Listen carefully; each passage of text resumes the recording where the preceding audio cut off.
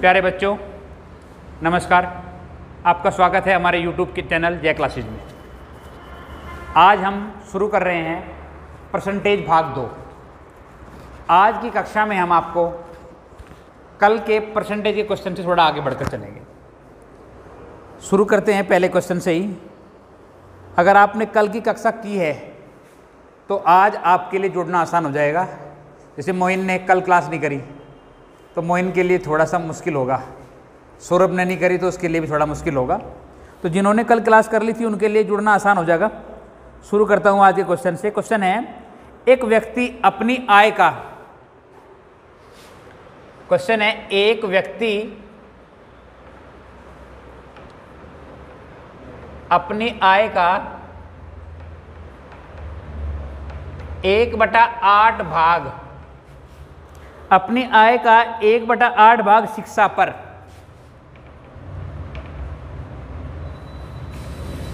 शेष का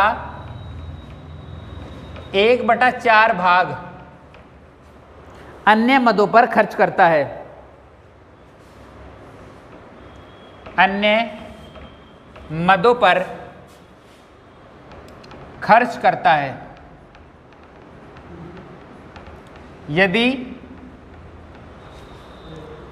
यदि उसके पास 420 रुपये यदि उसके पास 420 रुपये शेष बचते हो तो आय बताइए। ठीक है, कल मैंने ऐसा क्वेश्चन करा था कि एक व्यक्ति अपनी आय का 30% शिक्षा पर, शेष का 20% अन्य मदों पर खर्च करता है। यदि उसके पास 420 रुपये शेष बचते हैं तो उस व्यक्ति की आय बताइए। आज जो क्वेश्चन मैं कर रहा हूँ वो भाग में है, अपनी आय का भाग खर्च कर रहा है और शेष का। एक मेथड तो ये है कि आप इन भाग को परसेंटेज में बदल दो। 1/8 मल्टीप्लाई विद 100 हो जाएगा, यानी कि 12.5%, और 1/4 माने 25%। एक मेथड ये है कि आप इनको परसेंटेज में बदल लो और जो कल मेथड आपको सिखाया गया था उसे यूज करो, क्वेश्चन सोल्व हो जाएगा। ठीक है, कोई कन्फ्यूजन नहीं है।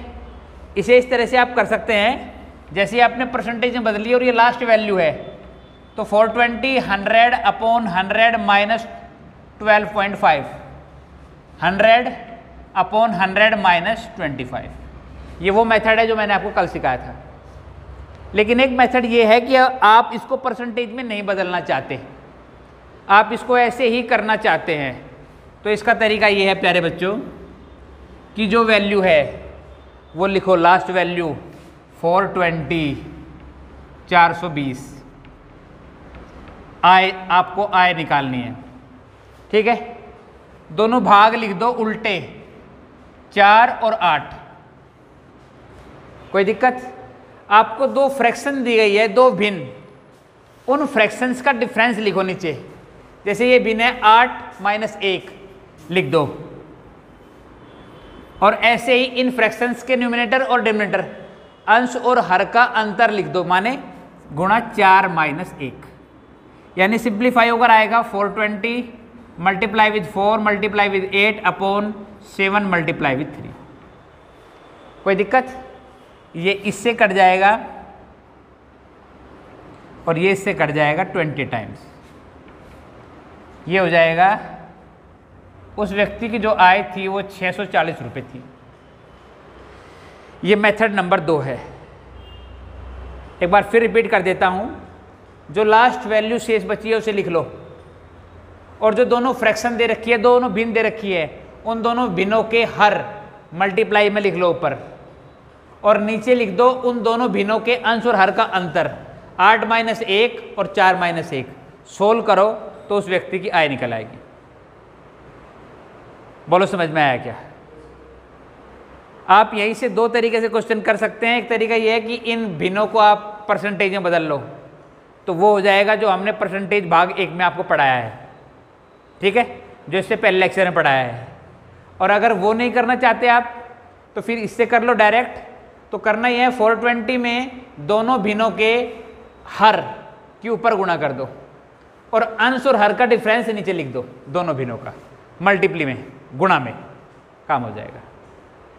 विशाल हो जाएगा, मिटा दो, ठीक है।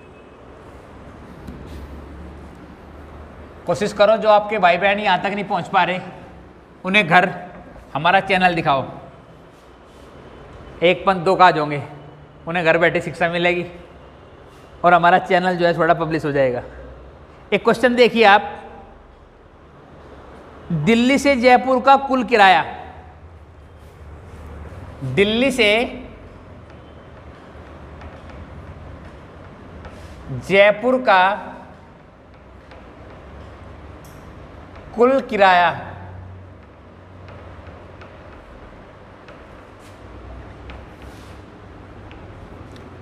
₹200 है। ये वास्तविकता से परे है। दिल्ली से जयपुर का किराया तो 1000 रुपये से अधिक होगा, लेकिन ये कल्पना है, गणित में तो चला लेना। यदि इसमें 10% की वृद्धि की जाए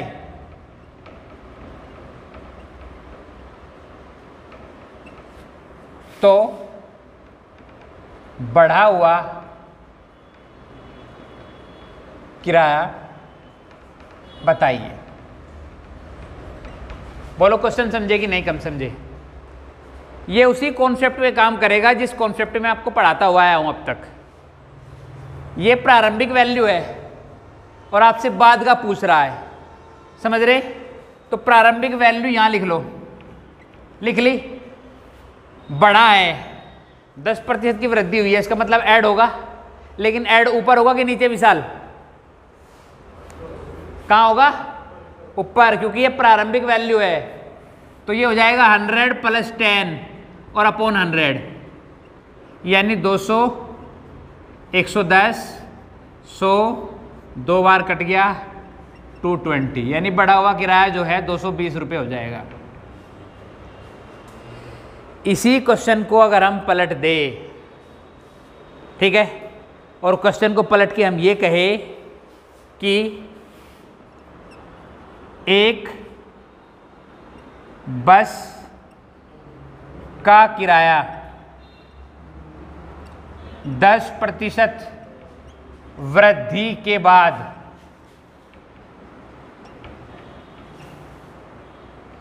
10% वृद्धि के बाद 440 रुपये, ठीक है, 440 रुपये है, तो प्रारंभिक किराया बताइए। क्वेश्चन समझ रहे हैं आप मेरा क्वेश्चन? इस बार मैंने क्या किया कि इस बार मैंने आपको लास्ट वैल्यू दे दी। बढ़ने के बाद क्या हुआ? एक बस का किराया 10% वृद्धि के बाद 440 रुपये हो गया, तो मैंने पूछा कि प्रारंभ में किराया क्या था। क्वेश्चन समझ में आ रहा है मोइन? तो अब मुझे क्या करना है, यही 440 लिखने हैं, लेकिन ये बताओ ये बाद की वैल्यू है कि पहली? बाद की है। पहली तो आप निकाल रहे, आप पूछ रहे पहले किराया क्या था, तो आपको वृद्धि हुई है जुड़ेगी, लेकिन जुड़ेगी कहाँ? बाद में, यानी 100 + 10 और ऊपर का 100 ऐसे ही, ठीक है। तो ये हो जाएगा 440, 100, ये हो जाएगा कितना? 110, इससे कट जाएगा 4 बार, यानी जो प्रारंभ में किराया था वो 400 रुपये था। बोलो समझे कि नहीं समझे? आप इस कॉन्सेप्ट पे मैंने कई सवाल कल भी किए हैं, आप इस कॉन्सेप्ट पे कितने भी क्वेश्चन आपके सामने आ जाए आप आसानी से कर सकते हैं। एक क्वेश्चन और ले लो, इसे मिटा दो।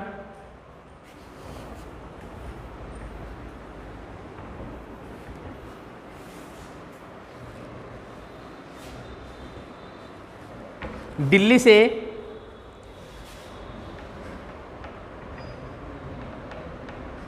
से मुंबई की हवाई यात्रा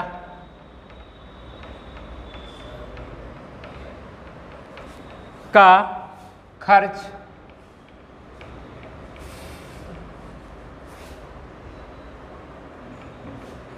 2,000 रुपये है। ठीक है, यदि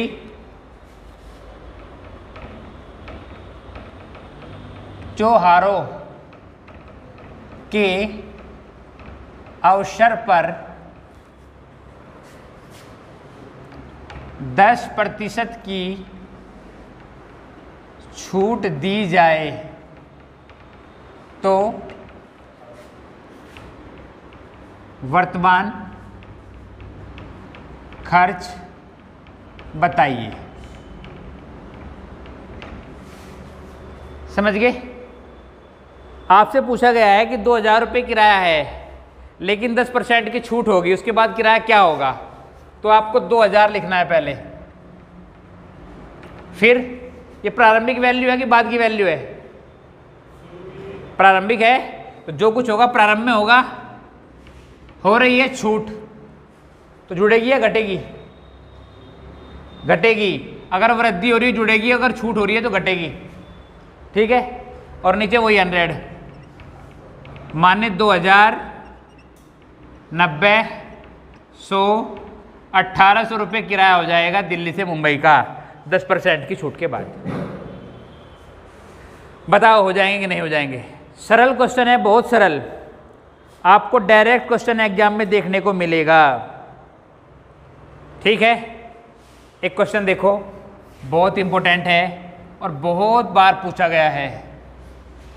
ये जो क्वेश्चन, अगला क्वेश्चन आपके सामने आ रहा है, ये क्वेश्चन मंडी समिति की परीक्षा में पूछा गया क्वेश्चन है। क्वेश्चन है, चाय की कीमत में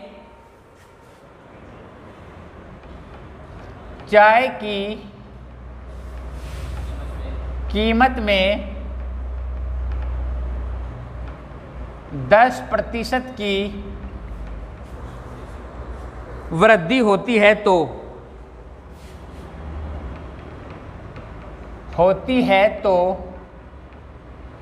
1 गृहिणी 880 रुपये में 4 किलो चाय कम खरीद पाती है।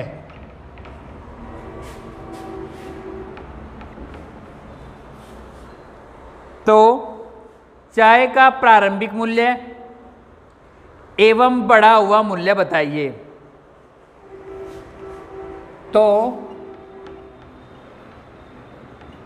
चाय का प्रारंभिक मूल्य व बढ़ा हुआ मूल्य बताइए। बताओ क्वेश्चन समझ में आया क्या आपको? ये मंडी समिति उत्तर प्रदेश की परीक्षा हुई थी यूपी SSSC के अंडर में, ये सवाल वहाँ पूछा गया था।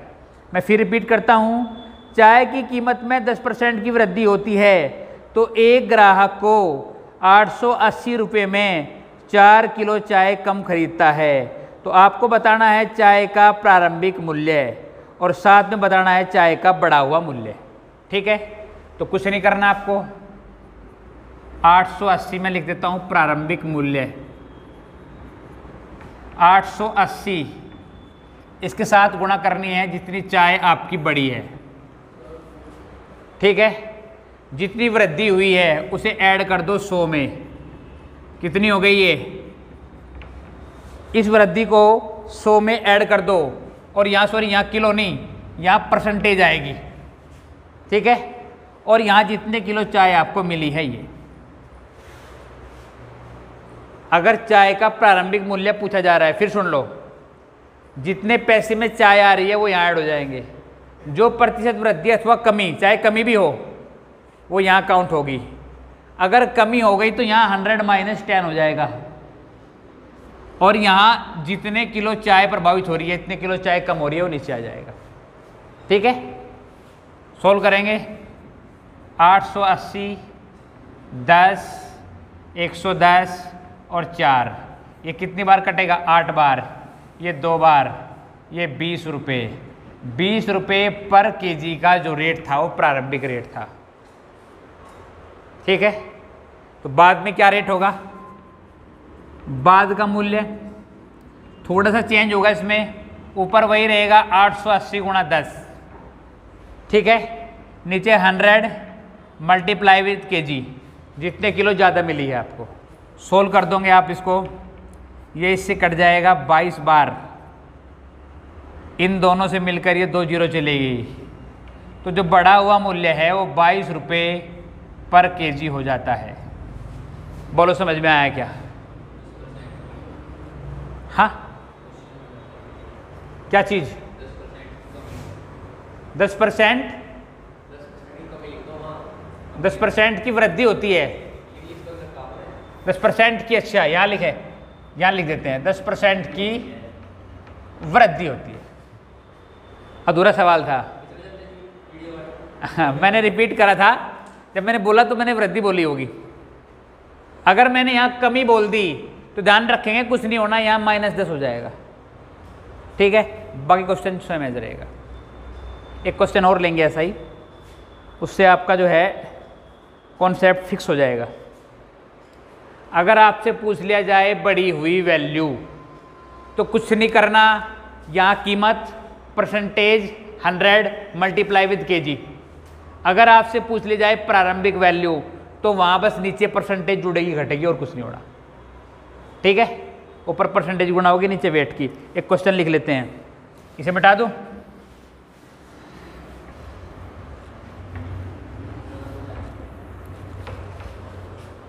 मोइन मुझे अपना वो नंबर दे दिए, व्हाट्सएप नंबर, मैं उसे ऐड कर दूंगा, तेरे पास यूट्यूब से नोटिफिकेशन पहुंचता रहेगा।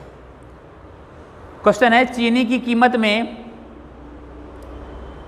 20% की वृद्धि की वजह से चीनी की कीमत में 20% की वृद्धि करने से एक परिवार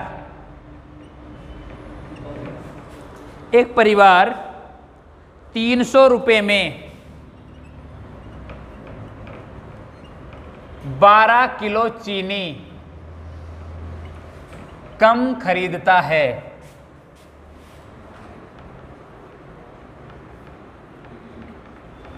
चीनी का प्रारंभिक एवं बढ़ा हुआ मूल्य बताइए। पहले प्रारंभिक मूल्य के लिए चले हम लोग। आपको मैंने बताया प्रारंभिक मूल्य, आपको करना क्या है, पहले वैल्यू देख लो 300 रुपये, उसके साथ मल्टीप्लाई कर दो किसकी, परसेंटेज की। परसेंटेज कितनी है 20।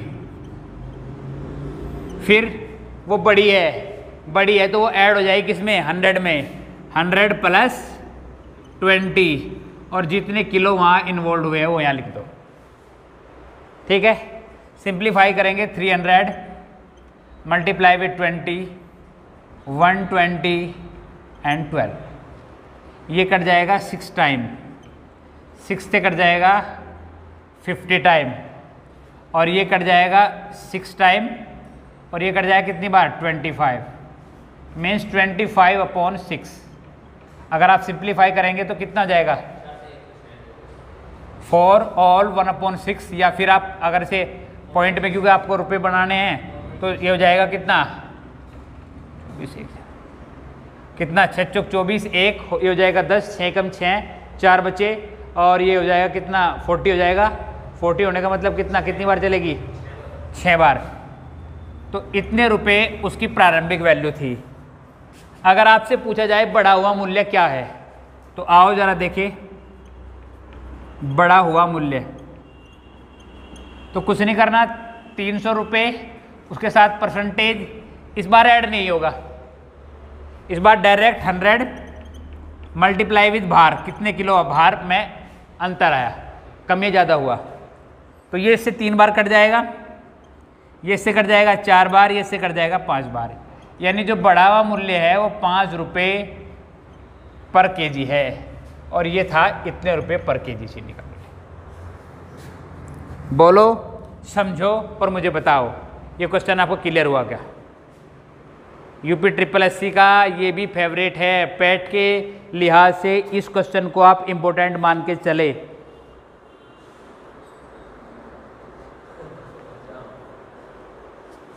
बोलो विशाल, हो जाएगा? एक क्वेश्चन और देखो।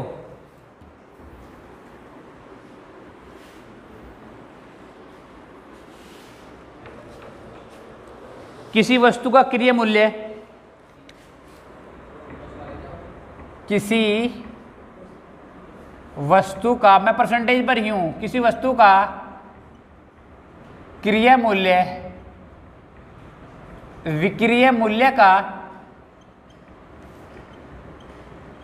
50% है। कॉस्ट प्राइस सेलिंग प्राइस का 50% है। आपसे पूछेगा बताइए विक्रय मूल्य क्रय मूल्य का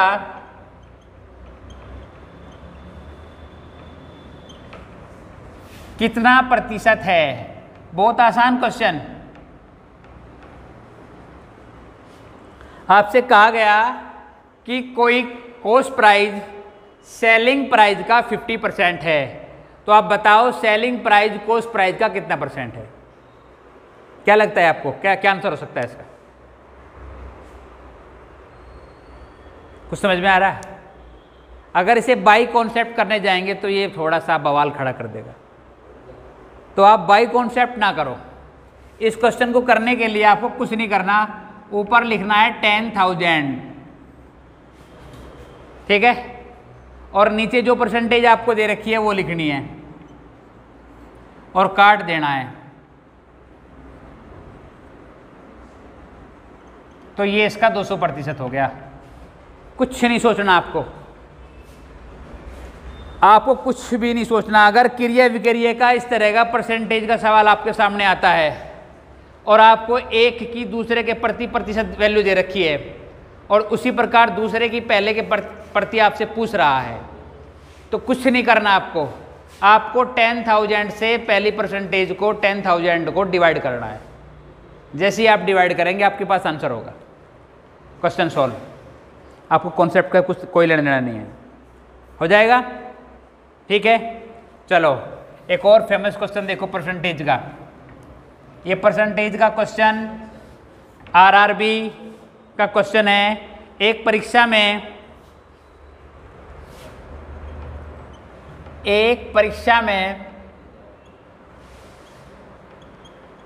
58% विद्यार्थी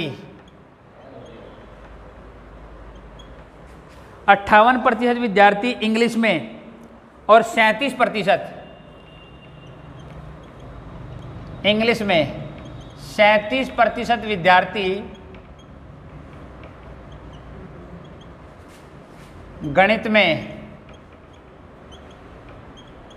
एवं 17% विद्यार्थी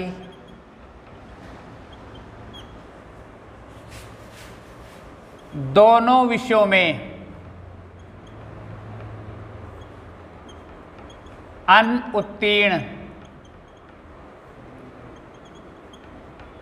हुए हैं, ठीक है। कुल उत्तीर्ण विद्यार्थियों का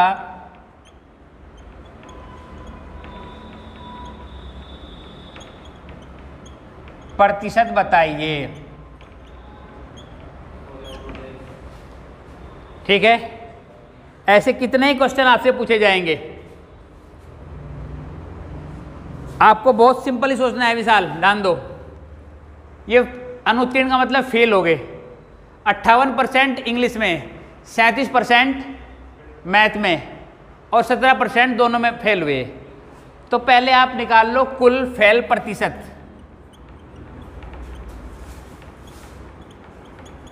मेथड ये होगा कि 58 + 37 - 17, ये कुल फेल प्रतिशत आ रहा।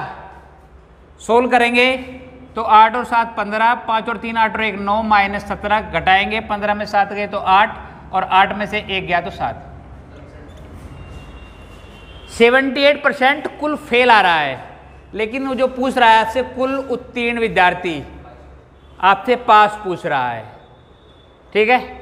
तो अगर ऐसा सवाल आ जाए तो कुल पास के लिए आप 100 माइनस कुल फेल को घटा देंगे 22%। ये आपका आंसर होगा। मेरे याद नहीं रहा भाई, बोलो, समझ में आ गई बात? कोई कंफ्यूजन नहीं है? हो जाएगा। ऐसा क्वेश्चन आपसे एग्जाम में पूछ सकता है। पोज वीडियो पोज करके घर राइट डाउन कर लेना, इसे मिटा रहा मैं, ठीक है? फिर सुन लो, ऐसे क्वेश्चन आपको एग्जाम में देखने को मिल सकते हैं। आपसे कुल फेल पूछ सकता है। अगर आप इस क्वेश्चन को डायरेक्ट करना चाहते हैं तो डायरेक्ट भी कर सकते हैं। 100 माइनस 58 प्लस 37 माइनस 17, आपके पास 22% आंसर आ जाएगा। बोलो, समझ रहे कि नहीं? कोई कन्फ्यूजन नहीं है? हो जाएगा, ठीक है। आगे बढ़ते हैं। अब इससे अगला स्टेप देखते हैं क्वेश्चन का। आपको एक क्वेश्चन परीक्षा में देखने को मिलेगा। क्वेश्चन इस तरह से है कि एक विद्यार्थी परीक्षा में 40% अंक प्राप्त करता है, जो पासिंग मार्क्स है, ठीक है? ये कहो कि एक परीक्षा का उत्तीर्ण अंक 40% है। एक विद्यार्थी ने 178 अंक प्राप्त किए। एक विद्यार्थी ने 178 अंक प्राप्त किए और वह 22 अंकों से फेल हो जाता है, ठीक है? पूर्णांक बताइए। ये क्वेश्चन आपको बहुत परीक्षाओं में मिलेगा। एसएससी जीडी में पूछा गया था पिछली बार ये क्वेश्चन। एसएससी जीडी में पूछा गया सवाल है। उसके अलावा ये आपसे रेलवे ग्रुप डी में भी पूछा गया है कई बार, ठीक है? उसके अलावा दिल्ली हाई कोर्ट का एग्जाम हुआ था, थोड़ा सा बदल के, थोड़ा सा चेंज होके आया था। वो चेंज क्या था वो मैं अगले क्वेश्चन में दिखा दूंगा। जो दिल्ली हाई कोर्ट का क्वेश्चन है वो इससे अगला है, थोड़ा चेंज हो जाएगा। जब भी आपसे पूर्णांक पूछा जाएगा तो आपको एक ध्यान रखना है कि ऊपर अंकों का अंतर आएगा और नीचे प्रतिशत अंतर आएगा और गुणा 100 होगी। मैं फॉर्मूले लिखता नहीं हूँ, ना ही मुझे फॉर्मूले सवाल करना है। पहली बार मैंने एक चीज़ लिखी है जैसे ताकि आपको कॉन्सेप्ट समझ में आए। अगर एक बार विद्यार्थी फेल हो रहा और एक बार पास हो रहा तो ये जो अंतर है ना ये जुड़ेगा, ठीक है? समझ लेना बात को। 178 अंक प्राप्त कर, यहाँ तो वन साइड अंक दे दिए तो यहाँ तो अंकों का अंतर ही दे दिया आपको। लेकिन अगर आपको सवाल इस तरह से बोले कि विद्यार्थी ने 35% अंक प्राप्त किए और वो 22 अंकों से फेल हो गया, और दूसरी बार उसने 42% अंक प्राप्त करे और उसने पासिंग मार्क्स से 40 अंक अधिक प्राप्त कर लिए, तो ध्यान रखें एक बार वो पास हो रहा है, एक बार फेल हो रहा है, तो ये दोनों अंक का अंतर यहाँ अंक जुड़ेंगे और नीचे परसेंटेज का अंतर आएगा और गुणा 100 हो जाएगी। आपके क्वेश्चन में सीधा 178 डिफरेंस ही दे रखा है, और एक बार मिलते हैं 40% और एक बार मिलते हैं कितने? अच्छा, अंकों का अंतर दे रखा है 178 और 22, तो दोनों ऐड हो जाएंगे। इतने अंक प्राप्त करे और वह 22 अंकों से फेल हो गया। समझ में आई बात? तो ये दोनों हो जाएंगे ऐड, और नीचे प्रतिशत अंतर दे रखा है 40 और गुणा 100। दोनों को ऐड करेंगे तो कितना हो जाएगा? पूरा 200/40 मल्टीप्लाई, दैट्स मीन्स की पूर्णांक हो जाएगा 500 अंक, यानी उस परीक्षा में 500 अंक थे, ठीक है? अब उस क्वेश्चन की बात कर ली जाए जो दिल्ली हाई कोर्ट की परीक्षा में, जो क्लर्क की परीक्षा थी दिल्ली हाई कोर्ट की, उसमें पूछा गया था। उसे भी ले लो जरा आप क्वेश्चन को।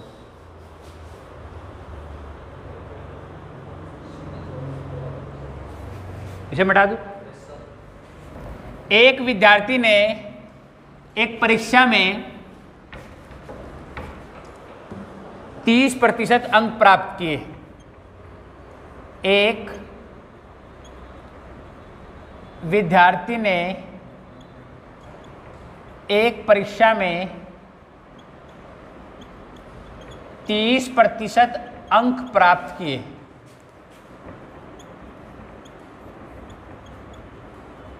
वह 60 अंकों से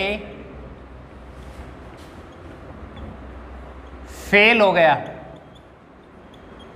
ये वो सवाल है जो दिल्ली हाई कोर्ट की परीक्षा में पूछा गया था। 60 अंकों से फेल हो गया। इसी परीक्षा में एक दूसरे विद्यार्थी ने इसी परीक्षा में एक दूसरे विद्यार्थी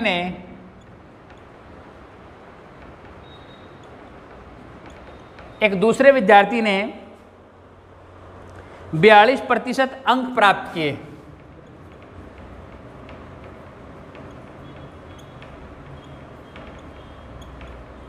तथा उत्तीर्ण अंक से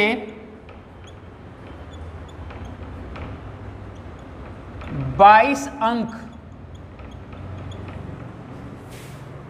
अधिक प्राप्त किए। वीडियो चल रही क्या? वीडियो चल रही क्या? ठीक है। तो पूर्णांक बताइए। मैं सोच रहा कभी मैं लेक्चर लेता रहूं, वीडियो बंद हो जाए। ठीक है, पिछले क्वेश्चन जैसा ही है, आपको ज़्यादा परेशान होने की ज़रूरत नहीं है। जब आप पूर्णांक के लिए जाएंगे तो मैंने कहा था आपको, अगर एक बार फेल हो रहा हो, एक बार पास हो रहा हो, तो ऊपर दोनों अंक जुड़ जाएंगे। ठीक है, आप देखो एक बार 60 अंकों से फेल हो गया और दूसरी बार पास से 22 अंक अधिक प्राप्त कर लिए, तो दोनों जाएंगे जुड़, माने 60 + 22। नीचे आएगा परसेंटेज का डिफरेंस। ठीक है, कोई दिक्कत? ओके, ये 42 है, 32 है, यानी 42 - 30 और मल्टीप्लाई विथ 100। ऊपर वाला हो जाएगा कितना? 82 और नीचे कितना हो जाएगा? ठीक है, कोई कन्फ्यूजन नहीं है यहाँ तक? और मल्टीप्लाई हो जाएगी 100 की। थोड़ी सी एक अगर आपको एग्जैक्ट संख्या करनी है तो आप एक काम कर लो, इसको 24 अंक कर लो और इसको 24 कर लो। बस सिंप्लीफिकेशन करने में आसान हो जाएगा, कंप्लीट नंबर्स में क्वेश्चन आ जाएगा। ठीक है, कोई कन्फ्यूजन नहीं है? इसे कर जाएगा 7 बार, तो 700 अंक जो है वो पूर्ण अंक आ जाएंगे हमारे पास। ठीक है, परीक्षा में ऐसा क्वेश्चन भी आ सकता है कि दोनों बार विद्यार्थी पास हुआ हो और दोनों बार उसे अधिक अंक मिले हो पासिंग अंक से, तब यहाँ ऊपर ऐड नहीं होगा, तब सब्ट्रैक्ट होगा। मैं सवाल पढ़ता हूँ, एक परीक्षा में एक विद्यार्थी ने 42% अंक प्राप्त किए और उसने पासिंग मार्क्स से 50 अंक अधिक प्राप्त किए। फिर उसने 47% अंक प्राप्त करे और उसने पासिंग मार्क्स से 60 अंक अधिक प्राप्त करे। क्लियर हो गया? आपसे पूछेगा पूर्णांक, तो इस बार जो ऊपर संख्या आएगी वो 60 - 50 आएगी, नीचे परसेंटेज का अंतर आएगा वही, और मल्टीप्लाई विथ 100 हो जाएगा। परसेंटेज मैंने कितनी कितनी बोली थी? परसेंटेज कितनी कितनी बोली थी इसमें? 47 और 42, तो 47 - 42। क्वेश्चन समझिए और कॉन्सेप्ट समझिए। इस बार मैंने ऊपर घटाया क्यों? क्योंकि दोनों बार विद्यार्थी पास हुआ है, ये पासिंग अंक है। ऐड तब होंगे जब एक बार फेल हो रहा हो, एक बार पास हो रहा हो। ठीक है, वेरी गुड। अगर दोनों बार फेल हो रहा हो तो तब भी डिफरेंस ही होगा, फिर भी अंतर ही आएगा। अगर कोई स्टूडेंट कहता है कि दोनों बार फेल हुआ है, या कोई क्वेश्चन ऐसा आ जाता है, तब भी डिफरेंस आएगा, पर अंतर आएगा, जुड़ेगा नहीं। आप ठीक समझे बिल्कुल। कॉन्सेप्ट क्लियर हो गया, समझ में आ रहा, कोई कन्फ्यूजन नहीं है, आगे बढ़ो।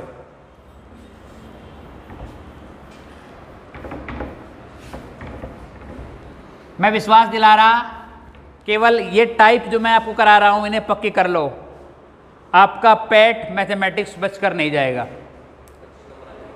इनका कॉन्सेप्ट आपको ऐसा ना हो कि आप ऐसे ही क्वेश्चन के भरोसे, इस टाइप का कोई भी क्वेश्चन आपका आ जाओ, आप उसे सोल्व कर लोगे तो आप पूरा मैथमेटिक्स आराम से कर सकते हो, कोई दिक्कत नहीं आएगी आपको।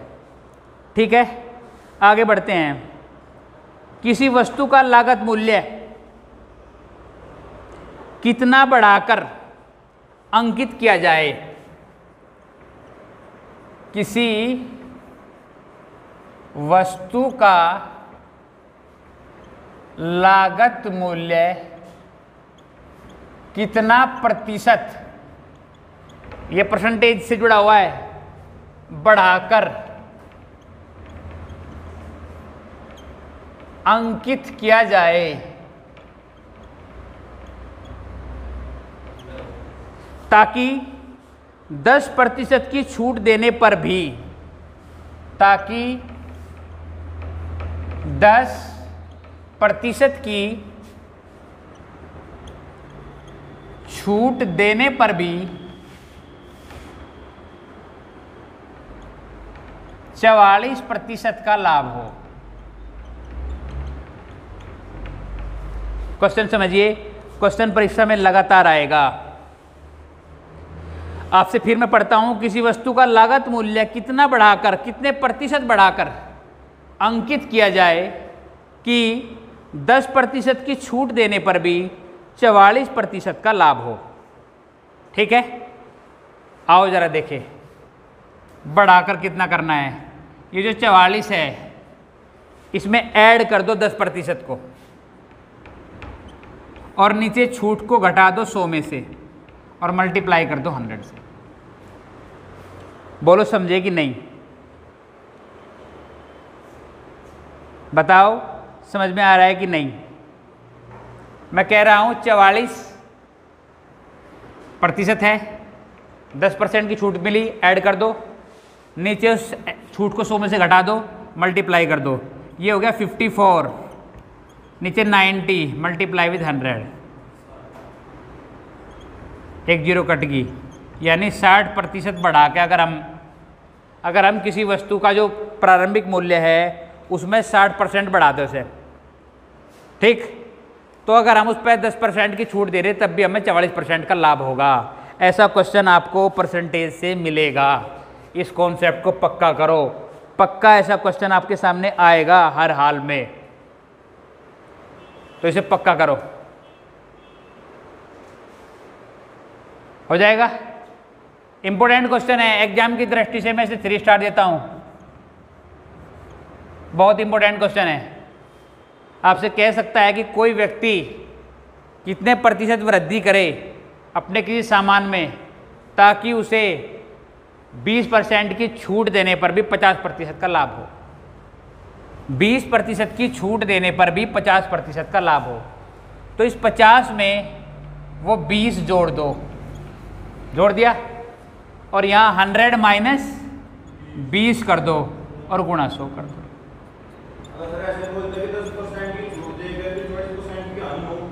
हाँ, अगर आपने कहा, अब याद ध्यान रखना कि छूट दे दी आपने और छूट देने पर हानि हो जाएगी तो नीचे चेंज हो जाएगा बट्टा। अगर छूट ना देगा तो फिर क्रिया मूल्य पर चली जाएगी चीज, अगर वो छूट ना दे तो चीज वहीं रहेगी। क्वेश्चन जो है बनेंगे, क्वेश्चन ऐसे बनेंगे जैसे क्वेश्चन है, अगर आप खोज करनी चाहेंगे तो क्वेश्चन नहीं बनेगा। ठीक है, आपको टाइप तो याद रखना पड़ेगा क्वेश्चन का। ठीक है, आगे बढ़ते हैं। एक क्वेश्चन देखिए, किसी गांव की जनसंख्या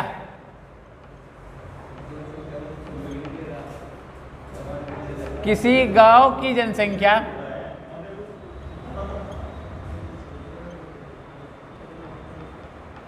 किसी गांव की जनसंख्या प्रति वर्ष 3% की दर से बढ़ रही है।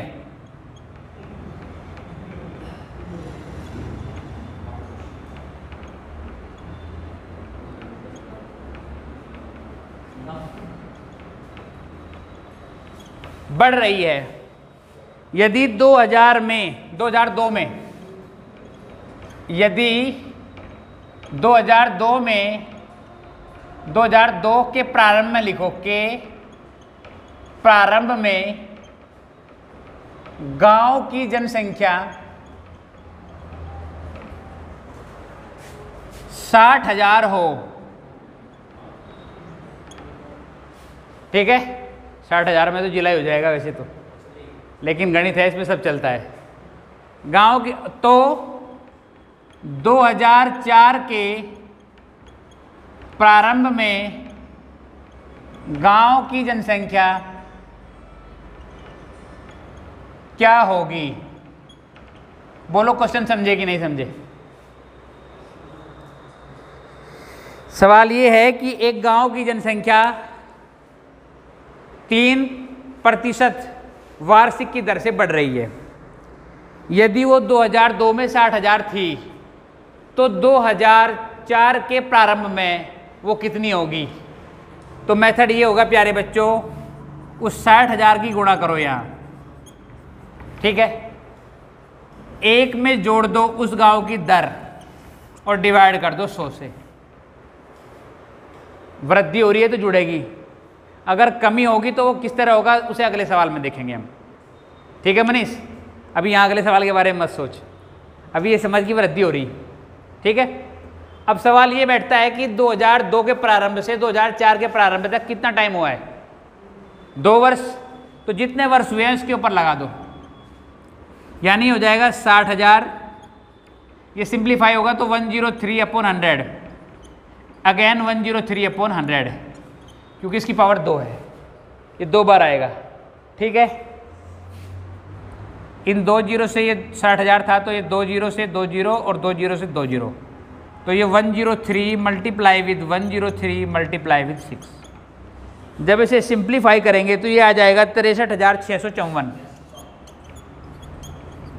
तो उस गांव में इतने जनसंख्या हो जाएगी ठीक 2 साल बाद।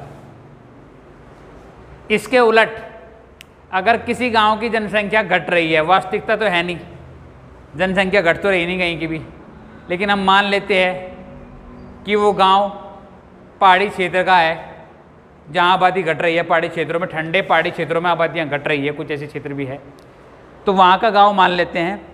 वहां की आबादी पे क्या प्रभाव पड़ेगा जरा देखते हैं।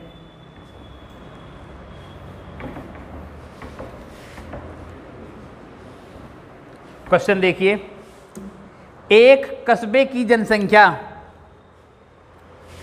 एक कस्बे की जनसंख्या 5% वार्षिक की दर से घट रही है,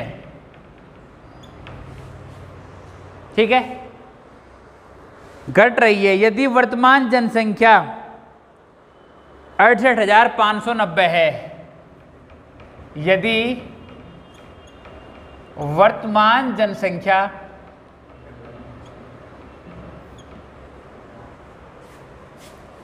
68,590 है, तो 3 वर्ष पूर्व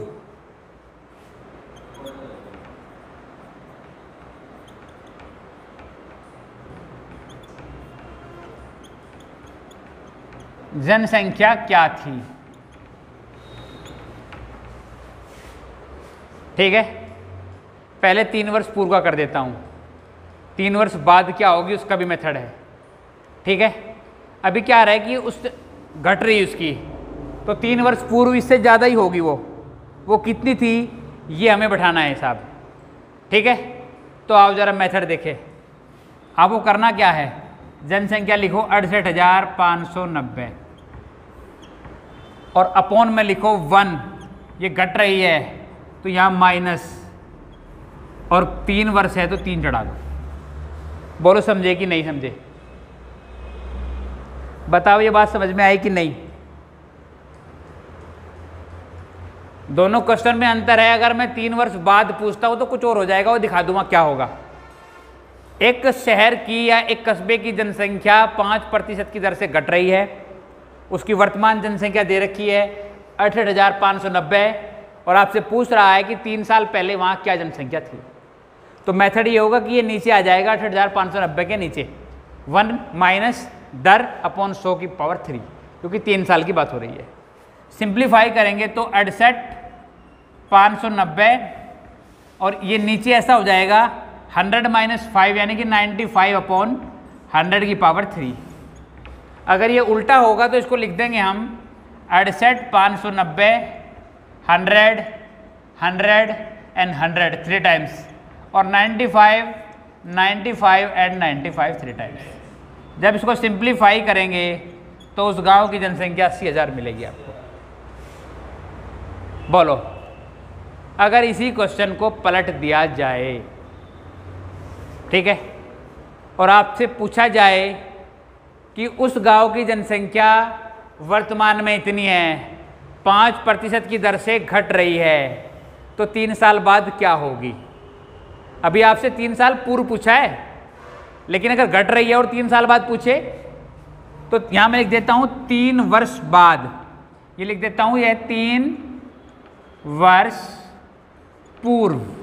लेकिन अगर घटती में आपसे पूछ लिया कि 3 वर्ष बाद क्या होगी, तो थोड़ा सा चेंज होगा क्वेश्चन में। 68,590 इसके साथ गुणा हो जाएगी किसकी? 1 माइनस 5 अपॉन 100 मल्टीप्लाई की पावर 3, ठीक है। और सिंप्लीफाई कर देंगे 68,590 95 upon 100 again 95 upon 100 and again 95 upon 100।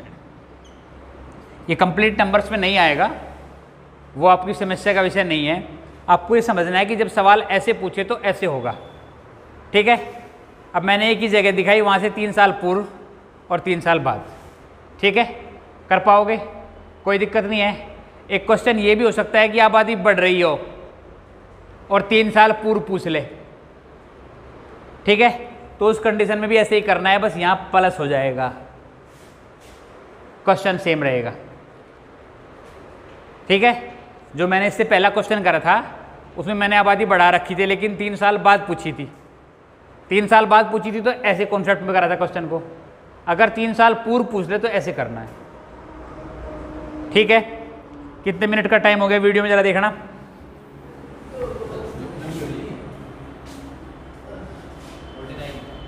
$49 minutes, ठीक है। मुझे लगता है कि काफ़ी लेंथी लेक्चर हो गया है। 2 या 3 क्वेश्चन मुझे और करने थे, तो उन क्वेश्चंस को भी चलो देख लेते हैं एक बार। एक क्वेश्चन बस, लास्ट क्वेश्चन आज का। किसी चुनाव में 2 व्यक्तियों ने भाग लिया। किसी चुनाव में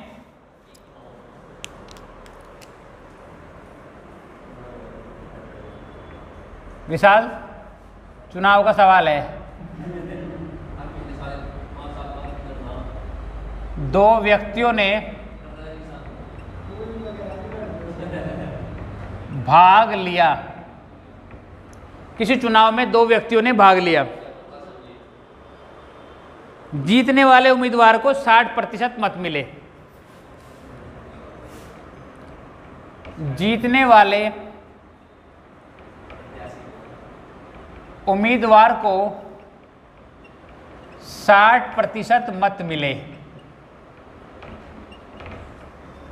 यदि उसे कुल 1800 मत है। यदि उसे कुल ना लिखो, 1800 मत से, मत मतलब वोट,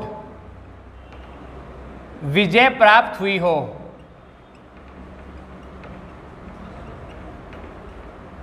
तो कुल मतों की संख्या बताइए। ठीक है, सवाल ऐसा ही है जैसे कोई विद्यार्थी फेल और पास हो रहा था और पूर्णांक पूछा जा रहा था। बिल्कुल ऐसे सवाल है, बिल्कुल वही सवाल है जैसे पूर्णांक पूछा था ऐसे ही कुल वोट या कुल मत आपको निकालना है। तो ऊपर निकला है वोटों में अंतर, ऊपर वहाँ रहा था अंकों में अंतर विद्यार्थी वाले सवाल में, यहाँ आ जाएगा वोटों में अंतर। वोटों में अंतर है 1800 वोट से जीत गया भाई। नीचे मैंने बोला था प्रतिशत अंतर, एक को मिले हैं 60 तो दूसरे को कितने मिले, वेरी गुड। तो यहाँ 60 माइनस 40 और मल्टीप्लाई कर देना 100 से, यानी 1800 अपॉन 20 मल्टीप्लाई विद 100। तो उस चुनाव में कुल 9000 मत या 9000 वोट पड़े। बताओ समझ में आया क्या? ये बिल्कुल ऐसा है जैसे विद्यार्थी और फेल पास का सवाल है, ठीक है। तो मैं ऐसा करता हूँ कि यहाँ तक मैंने परसेंटेज के सारे एक्सेप्टेड सवाल आपके सामने डिस्कस कर लिए हैं, और मुझे पूरा विश्वास है कि अगर आप इन क्वेश्चंस के कॉन्सेप्ट को पक्का कर लेते हैं तो आपके लिए पेट की परीक्षा बहुत आसान हो जाएगी। प्रतिशत तो आपके लिए बिल्कुल आसान हो ही जाएगा। तो आप इन क्वेश्चंस को लगातार रिपीट करें, इनकी प्रैक्टिस करें। अगर कोई प्रॉब्लम आ रही तो वीडियो घर जाके पॉज करो, वीडियो को चला के देख लो, आपको समझ में आ जाएगा कहाँ किस तरह हमने क्वेश्चन को करा है। इस तरह के क्वेश्चंस की घर जाके प्रैक्टिस करें, ये काम आपके लिए आसान हो जाएगा। आपने हमारा पूरा वीडियो देखा, उसके लिए थैंक यू वेरी मच।